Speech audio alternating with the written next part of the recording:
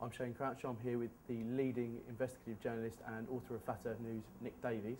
So Nick, in Flat Earth News you quote the former Australian Deputy Prime Minister, Blackjack McEwen, saying of Rupert Murdoch, he uses his media outlets to secure political favours and he uses those political favours to advance his business. Where can journalists even start to try and counteract that sort of manipulation? I must say, I think political interference by proprietors is a problem, but it's not the biggest problem that we face.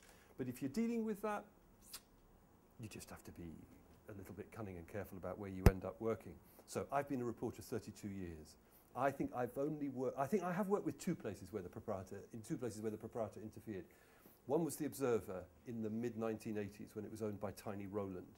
And he endlessly abused that newspaper in order to promote his business interests in Africa. And he's a corrupt bully. He's also dead, so he won't sue. And then, in order to get away from there, I went off to a new newspaper that had been set up, which was ultimately owned by Robert Maxwell, who's also a corrupt bully, but he's also dead, so he won't sue. And the idea was that he wouldn't interfere, but of course he did. And it's sickening. It really, really is sickening. You don't want to work for an organisation where the owner is imposing or intruding in that way. It just did make you sick. But because it isn't a particularly common problem, people outside the media think it is, but it isn't. On the whole, it's fairly easy to step around. I mean, if you're working in a corrupt organisation, you just find a door and use it. You just leave. I mean, if you have to leave journalism, it's better to leave journalism than to work in corrupt journalism, I think. As newspapers are increasingly run for the shareholders' best interests as opposed to the readers' best interests, will we ever move away from so-called churnalism? This is a really, really tricky question because since I wrote the book, the whole thing has got much, much worse because of the credit crisis. And the big picture that's in front of us is, first of all, lots more journalism, and then just the death of most of our industry. And quite how we save it, I really don't know. What you can see possibly as an alternative is not-for-profit journalism, non-commercial funding. So the biggest example of that would be the BBC. As long as we can protect the licence fee, then the BBC as a news organisation has a chance of surviving. Newspapers that are owned by trusts, like The Guardian and The Observer, have a better chance of surviving than the corporate ones, because they own subsidiary businesses which make profit, and unlike a corporation which would want to pass chunks of that profit to the shareholders, the trust can just scoop it into the middle to try and subsidise the newspaper and keep it alive. And there's also some stuff in the United States where now quite a lot of really interesting website news operations are being supported by big, rich foundations or occasionally very rich families kind of salving their conscience by giving money to a good cause.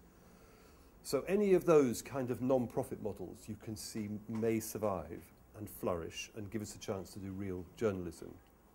But the big picture, so far as we can see into the future, is deterioration. More and more bad stuff going on. Why didn't you include The Sun in your analysis for Flat Earth News? Whatever you may feel about it, it still has the largest readership in the UK of nearly 8 million daily. I didn't include The Sun, The Mirror, Star, I didn't include any tabloid newspaper, just because if I'm going to spend 2 years of my life researching something, I want to be researching something that's interesting and new. I'm trying to prove a point that isn't already recognised. And everybody already knows that tabloid newspapers are not a reliable source of information. So it's just not worth investing the time to prove something that everybody already knows about. Can we believe anything we read? Yeah, you can still, and that's why it is worth fighting to save journalism. It's not that truth-telling journalism is dead, it's this that truth-telling journalism is pretty ill. So I think really the great paradox is that there are lots and lots of very good, honest, decent, hard-working people in journalism. But for the most part, they don't get the chance to do their job properly and do decent, honest stories. But to the extent that they do manage to get through the obstacle course, there is still stuff there that is true and that is believable and worth reading in amongst the muck. You present the argument for legalisation of heroin on the NHS for addicts. Do you think the media will ever let the government properly review its drugs policy?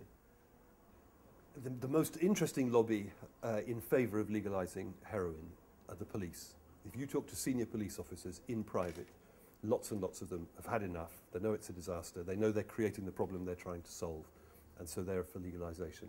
And I would have thought that at some point they will break through in spite of media madness. And one of the reasons why that's likely to happen is that it's very, very expensive to fight the war against drugs. And since it is an entirely losing war, since it's actually a war that's damaging the people it's supposed to be defending, I would have thought there'll come a tipping point when governments will start to give it up. It's a bit like in the 70s and 80s, there was a huge communal movement against building bloody great motorways through the British countryside. And that movement was on a hiding to nothing. It was not going to get anywhere, and the media were very much in favour of building roads because they said it was good for the economy. But that movement won because the Treasury changed sides and said it's too expensive to build all these new roads. Do you see? So there'll be a background shift, I think, to do with the police lobby and the sheer cost of the war against drugs. And then in spite of media madness, I think you'll see the shift. Do you think that perhaps triggered by the economic climate that might be sort of more recent? It might happen sooner rather than later. Yeah, yeah. It's conceivable. I keep trying to see into the future, and on the whole, I think only drunkards and fools try and see the future. And I'm not drunk. So why be foolish? So I don't really know, but I would welcome it.